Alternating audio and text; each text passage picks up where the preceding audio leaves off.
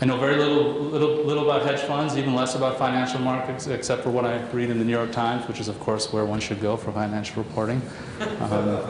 But I did study the crack trade. I did study the business of crack in the south side of Chicago, and I'd like to talk to you a little bit about how that business is run. I'd just be curious to hear your reactions.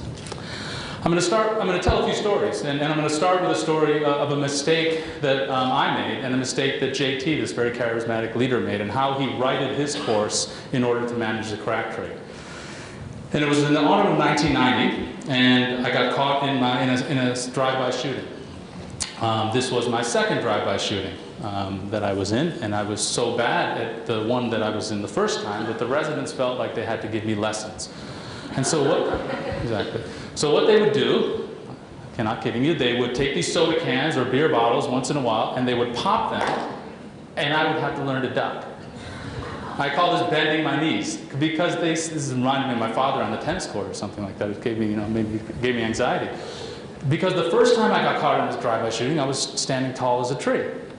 And they said, listen, you can't do that. You've got to hit the ground. And I said, okay, well, and they said, if you don't go through this stupid little exercise, we're not going to let you come around here anymore.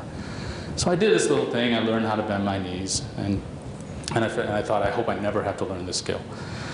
Well, one day, JT came up to me, and he told me that he was really upset, and he went to this local cocaine supplier who he bought his cocaine from, and he told the guy, he made him an offer he couldn't refuse. He said, you sell only to me. Don't sell any to my three little rivals around here. And the reason he was doing that was he wanted to take the 750 customers away from this guy, from the local street gangs. And if they couldn't get product, they couldn't get customers. And the way to do it, to attract all these customers, was he took over this park and he brought the customers there, and these three little gangs couldn't sell anymore to their customers, couldn't sell crack cocaine, and only JT could, and he had 750 customers. But in fact, that's not what he really cared about. The park was just a temporary thing. In fact, what he wanted was, there was a rival. He just wanted the customers. And he knew that by taking over the park, which had been separated to his rival, this guy Boney, another street gang leader from him, he knew that Boney was going to retaliate. So he didn't really care about the park. He just wanted these customers, these crack addicts. And 750 was a lot. He knew there was a drive-by shooting that was going to happen. He didn't care. So he got ready for it. And he went back to these three gangs. In fact, he went back to them and said, listen, I'm going to give you your customers back. I really don't care, but I just want a few changes. One, you're going to buy your product from me, not from the supplier anymore. And oh yeah, I'm going to actually put one of my guys into your management structure, and he's going to be the treasurer, and he's going to make all the business decisions. But other than that, those are minor changes. What could they do? They didn't have a supplier, so they had to take up his changes. So he did that, and he started to make the profits on that, and we waited for this drive-by shooting. And let me tell you, you can tell when a drive-by shooting comes. It's one of the eeriest things, because there's this screech of those cars. And they come down this alleyway, and you just, it's really unmistakable. And then one day it happened. People were all sitting outside, and one day the screech starts to come, and this car starts to approach. And I start thinking, okay, I'm going to learn how to bend my knees. And you really don't have much time to think, because there could be this many people, and the women are taking their children, and they're all running into the building. Some of the older folks are doing the same thing, but the men, the boys, young boys, are doing one thing, which is they're all crouching, and many of them have guns. And it was a very bizarre sort of thing to see. And I'm standing tall as a tree.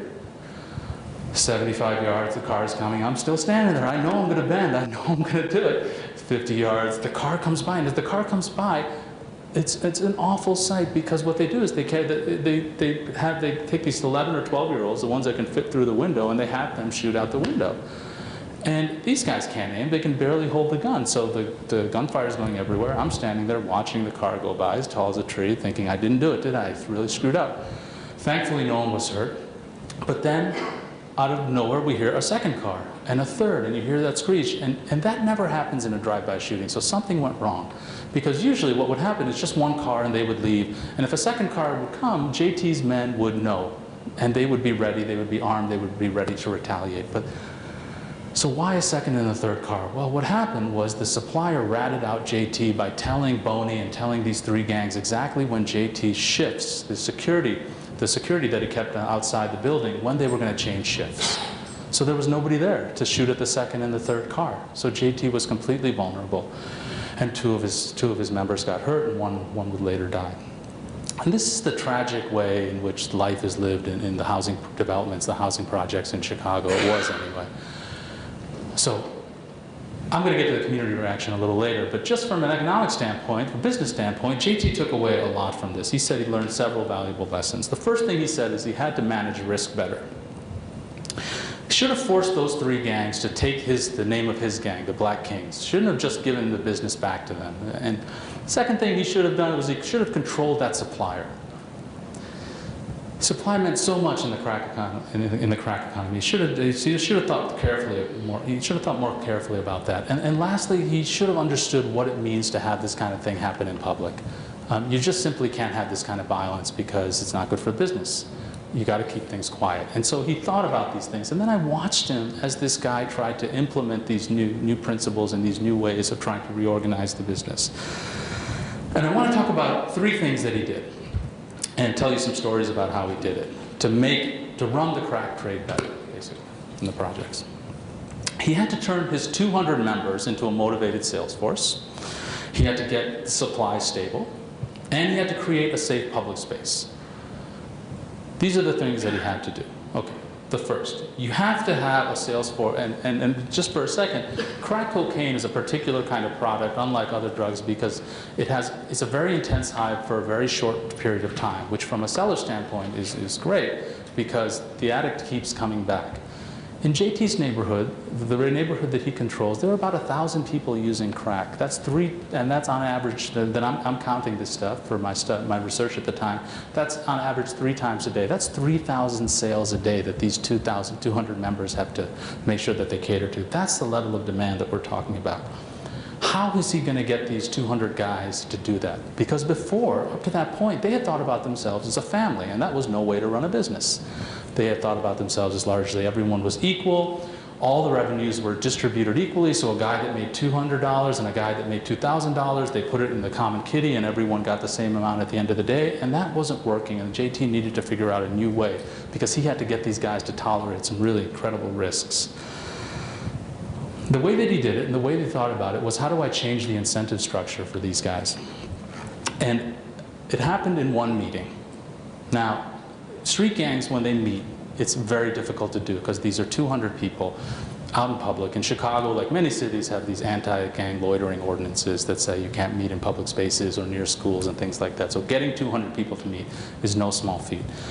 So once in a while, JT or other street gang leaders, they would go to a boys and girls club and build in a very poor inner city neighborhood and build a gymnasium for them, as they did in the Robert Taylor homes. Or they would give a donation, and more common, they would give a donation at church, maybe $1,000 every other week. And in return, the storefront preacher, who doesn't really get a lot of money, would allow the street gang to meet in their building. And that's what happened on this occasion. So this pastor left, and the street gang was meeting, about 150, 175 people on this one occasion. There's a guy in the back named Otis. Eye patch, machete, long leather coat. 20 degrees, 110 degrees. Eye patch, machete, long leather coat. Wears the same thing every day. I met Otis because I decided to referee a midnight basketball game once, and I, the kid from the suburb, figured, well, you call fouls. That game lasted about 8 minutes. Otis's team was the first to foul out. And they came running after me. Otis went looking for his machete, other people with beer bottles that they broke. I thought, well, these guys take basketball seriously. Well, they had $15,000 run the game. I didn't know that. That's how I met Otis. Now I see him at this meeting. He's in the back yelling, I'm tired of having the money I make go to people who don't do a damn thing in this place. You know, he's a salesman, he takes some pride, and he doesn't want everyone to get benefit from the fact that they're being lazy. Every single time he'd do that, JT would calm him down and he'd give him a mouth shot. He'd just hit him twice in the mouth, really, really hard. Otis would still do it every meeting I went to. This time JT tries something else. He's getting frustrated at Otis, ruining the group mentality.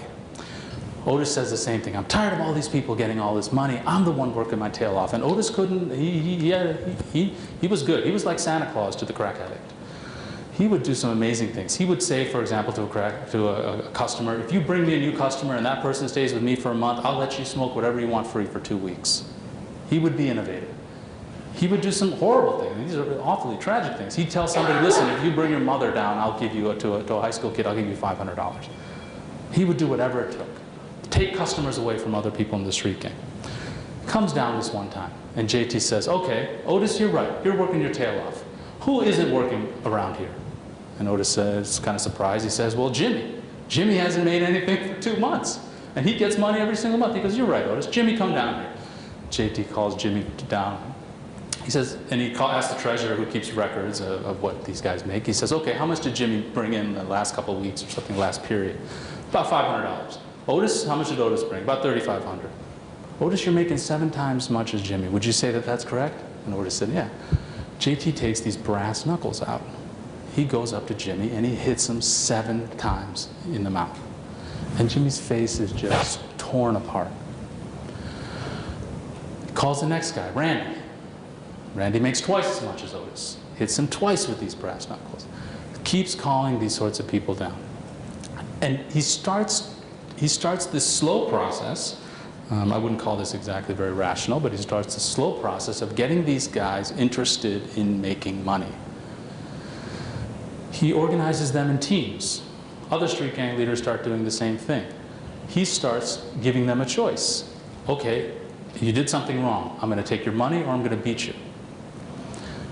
And 87% of them always took the physical punishment, whereas in the beginning about 23% took, so over a period of about 6 months to a year. They felt like it was more important for them to lose their face, quite literally sometimes, than the money in their pocket. And he did this by building them up as a sales force and using monetary incentives, putting them into teams, switching the teams. He created a layer of middle management because he felt it was really important for each person to feel like they had an interest in the team that was working for them. So why did he do this? When I met him, he had left a job in a textile company in Chicago in the late 1980s because he felt like as an African American couldn't get ahead, and he came back to the street gang. He came back to the neighborhood to run the gang. Really interesting guy, and actually with the Freakonomics author Stephen Levitt and I, we eventually got the books of this street gang, and what we discovered is that even though these guys had incredible, that he put in place these incentives, they were making minimum wage. 1 in 4, if you stayed in the gang for 4 years, you had a 25% chance of dying. Right? You were living with your mother, as the title of that Freakonomics chapter said. So largely it was illusory, the mobility, the prospects for mobility that you could have. But JT realized the power of incentives very, very early on, and he used it to his advantage.